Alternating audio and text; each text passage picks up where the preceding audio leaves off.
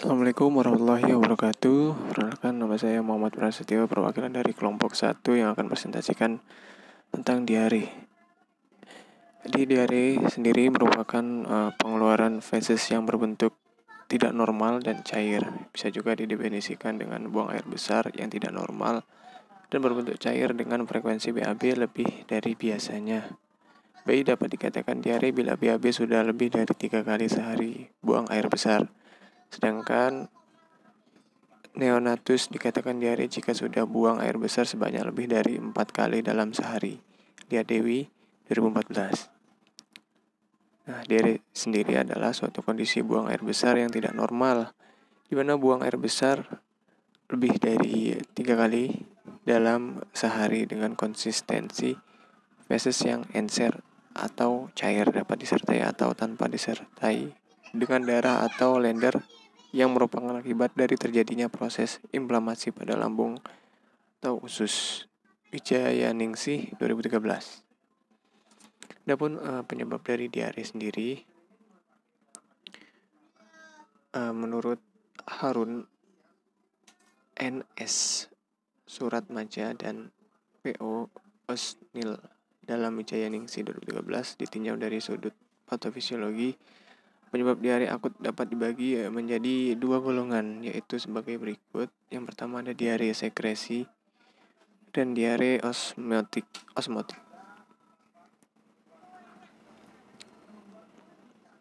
Adapun faktornya dibagi dalam beberapa faktor, yaitu yang pertama ada faktor infeksi dan faktor malabsorpsi.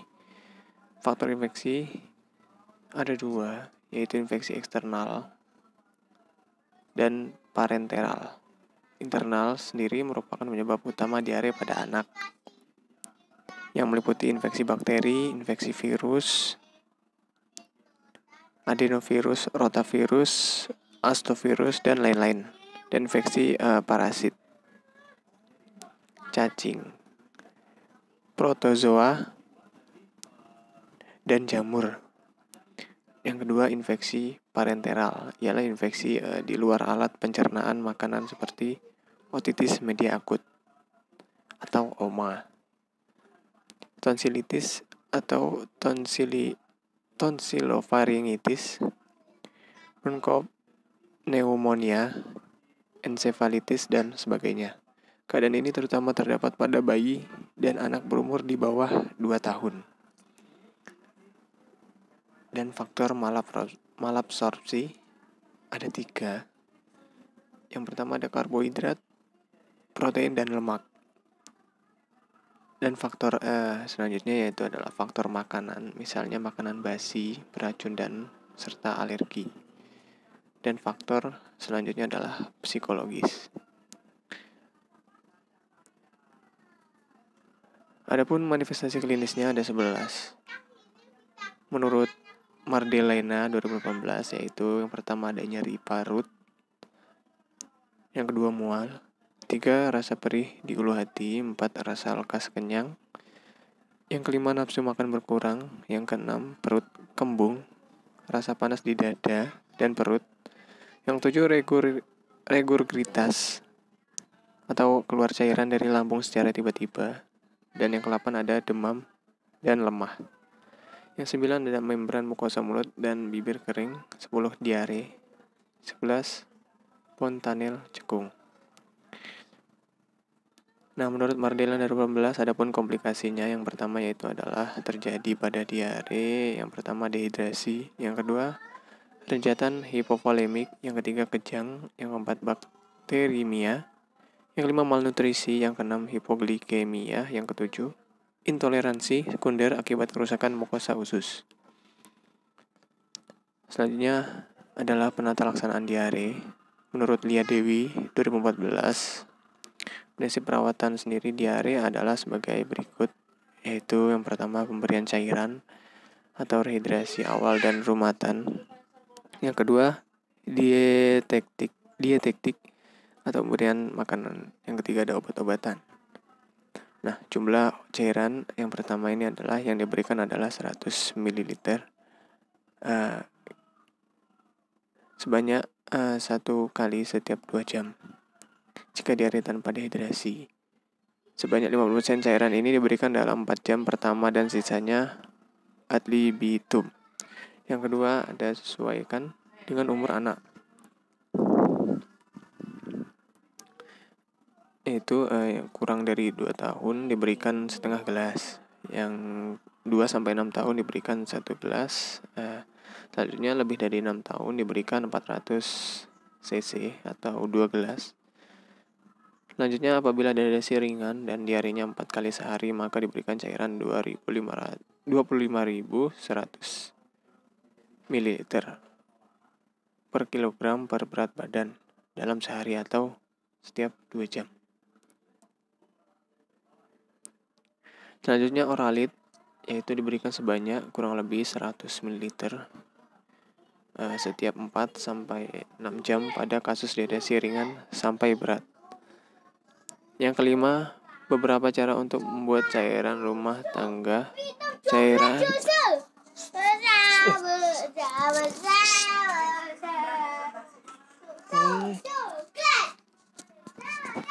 Beberapa cara untuk membuat cairan rumah tangga atau cairan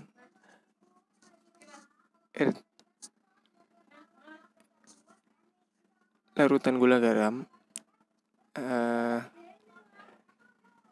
1 sendok gula pasir ditambah setengah sendok teh garam dapur halus, ditambah 1 gelas air hangat atau air hangat. 2 air tajin atau 2 liter, ditambah 5 gram garam.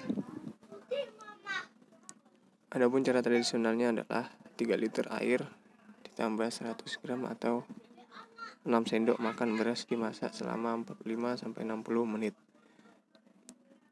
Dan selanjutnya yaitu cara biasa adalah 2 liter air ditambah 100 gram tepung beras ditambah 5 gram garam dimasak hingga mendidih. Dan yang keempat, teruskan pemberian ASI karena bisa membantu meningkatkan daya tahan tubuh anak. Adapun patofisiologis, mekanisme dasar yang menyebabkan terjadi diare. Yang pertama adalah gangguan osmotik.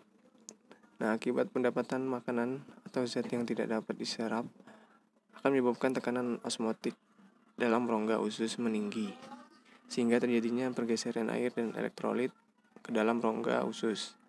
Isi rongga usus yang berlebihan ini akan merangsang usus untuk mengeluarkan sehingga timbul diare. Nah, kedua akibat rangsangan tertentu, tahu misal toksin pada dinding usus akan terjadi peningkatan sekali air dan elektrolit ke dalam rongga usus. Dan selanjutnya diare timbul karena dapat peningkatan isi rongga usus. Selanjutnya yang ketiga, gangguan moralitas usus. Terjadinya hipertensi akan mengakibatkan berkurangnya kesempatan usus menyerap makanan sehingga timbul diare. Sebaliknya, bila peristaltik usus menurun akan mengakibatkan bakteri timbul berlebihan yang selanjutnya dapat menimbulkan diare pula. Selain itu, diare juga dapat timbul akibat masuknya mikroorganisme hidup ke dalam usus setelah berhasil melewati asam lambung. Mikroorganisme tersebut berkembang biak, kemudian mengeluarkan oksid, dan akibat dari toksin tersebut jadi hipersekresi, yang selanjutnya akan menimbulkan diare. Adapun pathway dari diare, dari infeksi, dia menurun menjadi berkembang di usus dan akhirnya bersekresi air dan elektrolit, lalu ke isi usus. Sama halnya dengan makanan. Dan psikologinya, ketika dia turun adalah toksik tak dapat diserap, lalu ke hiperperistaltik, lalu penyerapan makanan di usus menurun.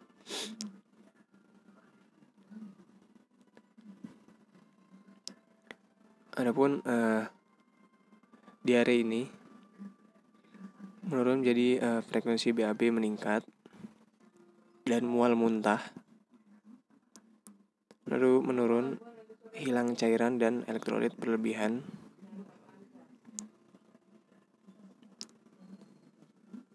lalu gangguan keseimbangan cairan elektrolit, komplikasi asidosis metabolik, lalu menjadi dehidrasi, lalu menjadi hipovolemia dan risiko shock. Asidosis metabolik tadi menurun menjadi sesak, akhirnya menjadi gangguan pertukaran gas. Adapun diare ini menurun menjadi mual muntah, itu menjadi nafsu makan menurun dan menjadi defisit nutrisi.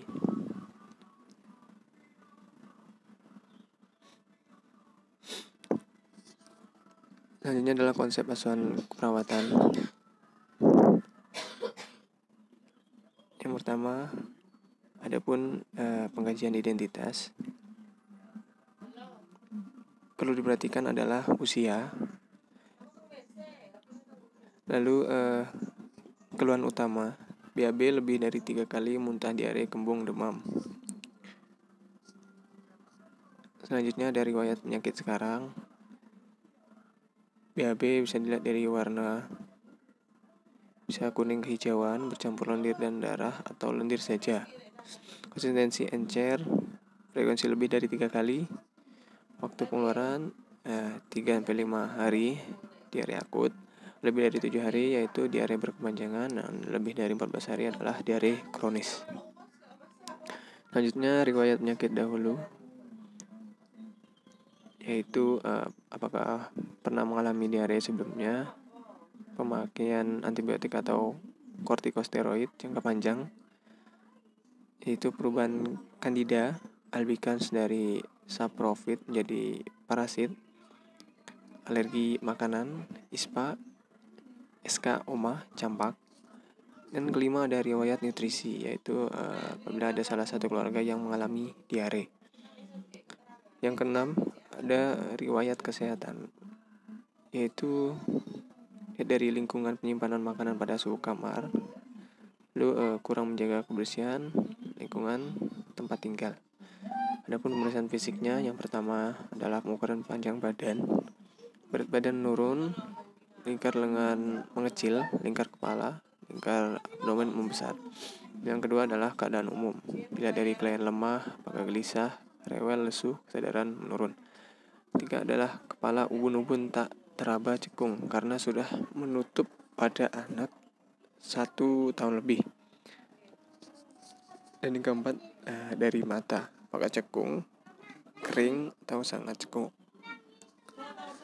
Yang kelima adalah sistem pencernaan, yaitu apakah mukosa mulut kering, distensi abdomen peristaltik meningkat lebih dari 35 kali per menit, nafsu makan menurun, mual muntah, minum normal atau tidak haus, minum lahap dan kelihatan haus, minum sedikit atau kelihatan bisa minum. Yang keenam ada sistem pernapasan, yakni dyspnea, pernafasan cepat 40 kali per menit karena asidosis metabolik, kontraksi pernapasan, sistem kardiovaskular. Yang ketujuh adalah sistem kardiovaskular, nadi cepat, yaitu nadi cepat lebih dari 120 kali per menit dan lemah.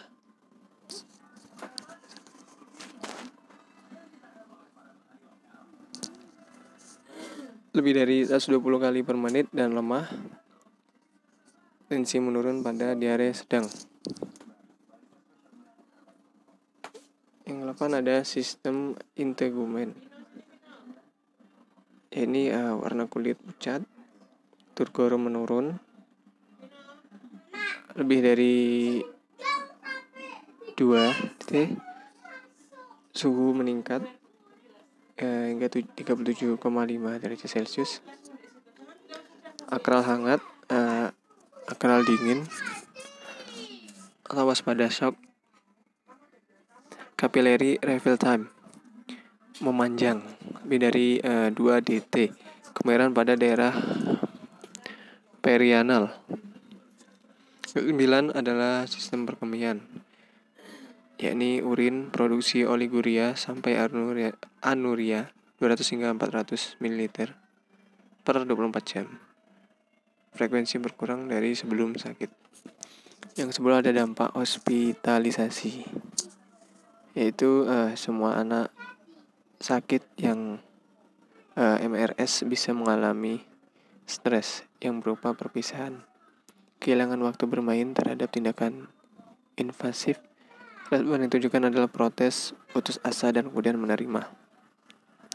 Adapun pemeriksaan penunjangnya yang dilakukan pada diare adalah sebagai berikut. Yang pertama ada leukosit feses, volume feses, mengukur berat dan kuantitatif fesal fat pada feses 24 jam, lemak, osmolitas feses, pemeriksaan feresis atau telur pada feses.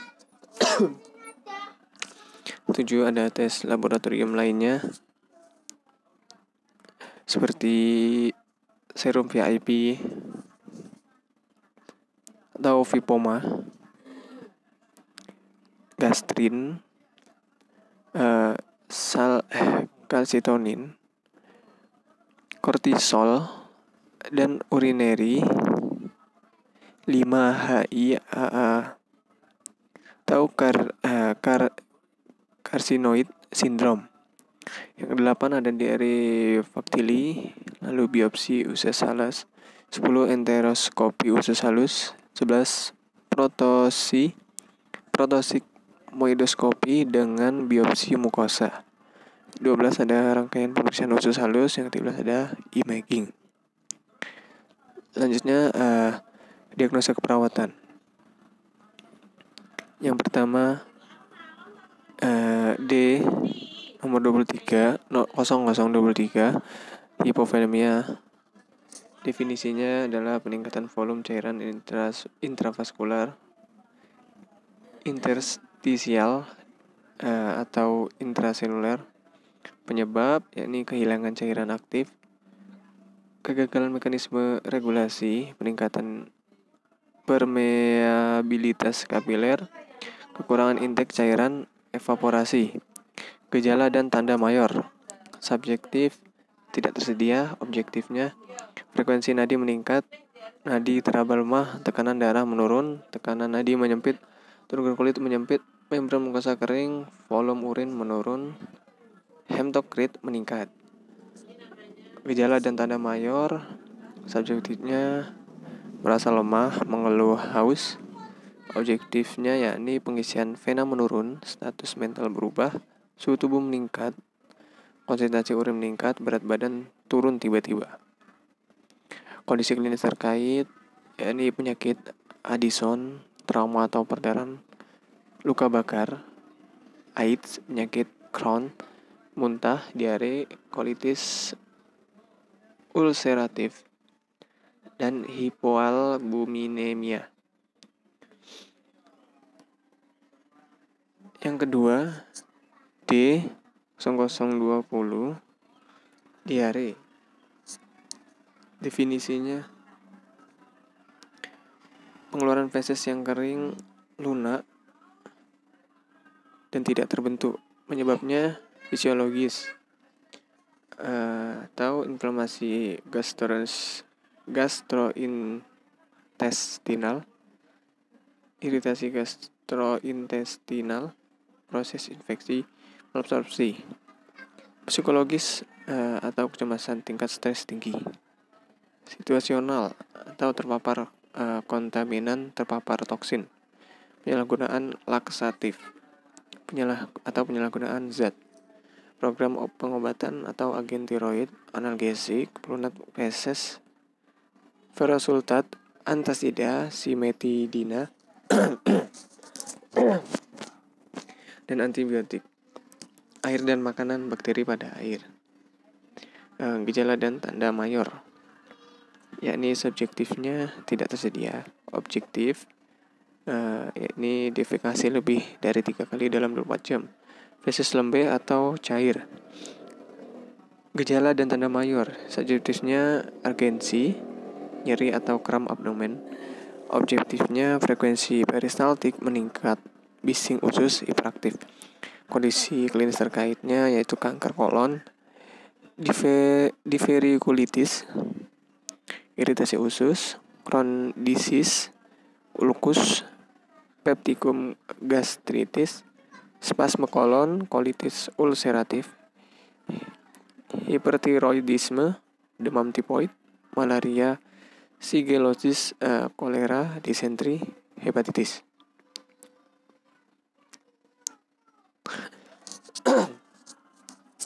Yang selanjutnya yang ketiga D 0037 resiko ketidakseimbangan elektrolit. Definisinya berisiko mengalami perubahan kadar serum elektrolit. Faktor resikonya ketidakseimbangan cairan, misdehidrasi dan intoksikasi air. Kelebihan volume cairan, gangguan mekanisme regulasi, mis diabetes, efek samping prosedur, mis pembedahan, diare muntah, disfungsi ginjal, disfungsi regulasi endokrin. Kondisi klinis terkait yakni gagal ginjal, anoreksia nervosa, diabetes mellitus, penyakit Crohn, gastroenteritis, pankreatitis, cedera kepala, kanker, trauma multiple, luka bakar, anemia sel sabit. Selanjutnya yang keempat D0036 resiko keseimbangan cairan. Ini definisinya berisiko mengalami penurunan, peningkatan atau percepatan perpindahan cairan dari intravaskular, interstisial atau intraselular. Faktor resikonya prosedur pembedahan mayor, trauma atau pembedahan, luka bakar, afresis, obstruksi intestinal, peradangan pankreas, penyakit ginjal, dan kelenjar, disfungsi intestinal. Kondisi klinis terkaitnya prosedur pembedahan mayor, penyakit ginjal dan kelenjar, perdarahan, dan luka bakar. Dan yang kelima D0019 defisit nutrisi, yakni definisinya yaitu asupan nutrisi tidak cukup untuk memenuhi kebutuhan metabolisme, penyebabnya ketidakmampuan menelan makanan, ketidakmampuan mencerna makanan, ketidakmampuan mengabsorpsi nutrien nutrisi, peningkatan kebutuhan metabolisme, faktor ekonomi, yakni mis finansial tidak mencukupi, faktor psikologis, mis stres, keengganan untuk makan. Gejala dan tanda mayornya subjektifnya tidak tersedia, objektifnya berat badan menurun minimal 10% di bawah rentang ideal. Gejala dan tanda mayor, subjektifnya cepat kenyang setelah makan, kram atau nyeri abdomen, nafsu makan menurun. Objektifnya bising usus hiperaktif, otot punggungnya lemah, otot menelan lemah, membran mukosa pucat, sariawan, serum albumin turun, rambut rontok berlebihan, diare. Kondisi klinis terkaitnya stroke, Parkinson, Mobius syndrome, cerebral palsy, slave lip, left palate, amyotrophic lateral sklerosis, kerusakan neuromuskular, luka bakar, kanker, infeksi, AIDS, penyakit Crohn, enterokolitis, dan fibrosis kistik.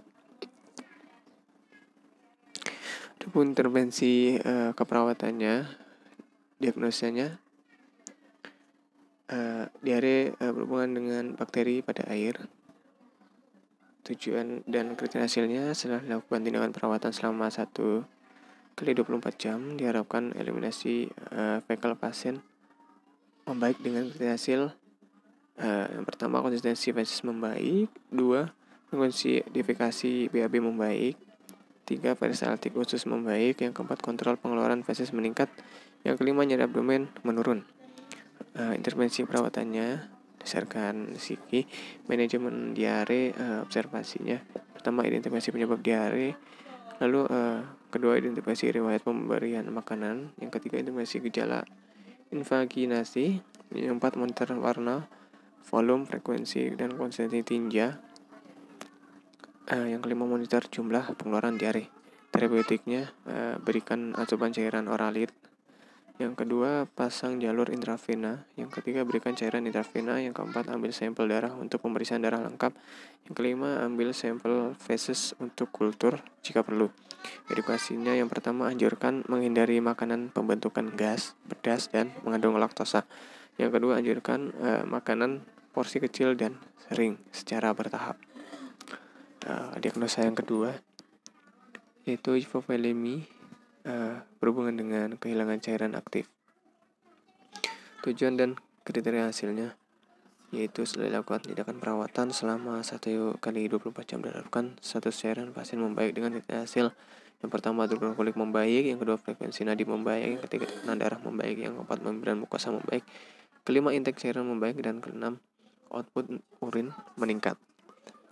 Adapun intervensi perawatannya, observasi yang pertama diberikan periksa tanda dan gejala hipovolemia, misal frekuensi nadi meningkat, nadi teraba lemah, tekanan darah menurun, tekanan nadi menyempit, turgor kulit menurun, membran mukosa kering, volume urin menurun, haus, lemah.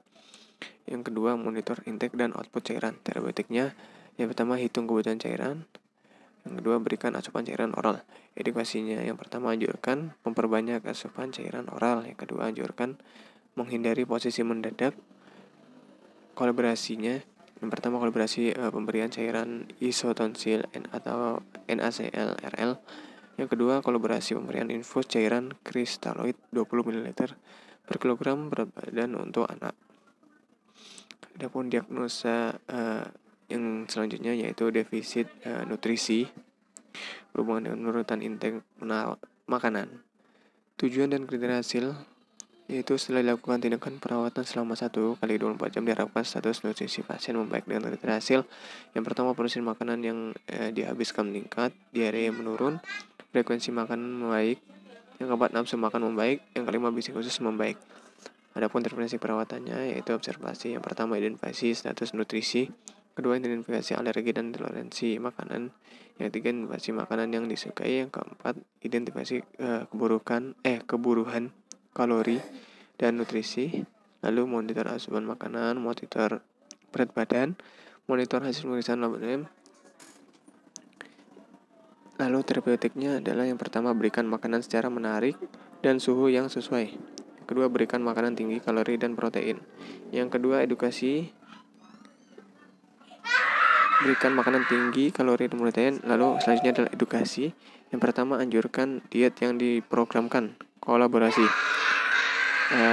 Ini yang kedua, harusnya kolaborasi dengan ahli gizi untuk menentukan jumlah kalori dan jenis nutrisi yang dibutuhkan jika perlu. Lalu kolaborasi pemberian obat antiemetik jika perlu. Adapun kesimpulannya yaitu diare merupakan pengeluaran feses yang berbentuk tidak normal dan cair. Bisa juga didefinisikan dengan buang air besar yang tidak normal dan berbentuk cair dengan frekuensi BAB lebih dari biasanya. Bayi dapat dikatakan diare bila BAB sudah lebih dari 3 kali sehari buang air besar. Dan sedangkan neonatus dikatakan jika sudah buang air besar sebanyak lebih dari 4 kali dalam sehari. Lihat Dewi 2014. Nah, diare sendiri adalah suatu kondisi buang air besar yang tidak normal di mana buang air besar lebih dari 3 kali dalam sehari dengan konsistensi feses yang encer atau cair, dapat disertai atau tanpa disertai dengan darah atau lendir yang merupakan akibat dari terjadinya proses inflamasi pada lambung atau usus. Sekian presentasi yang dapat saya sampaikan. Kurang lebihnya saya mohon maaf. Saya kira assalamualaikum warahmatullahi wabarakatuh.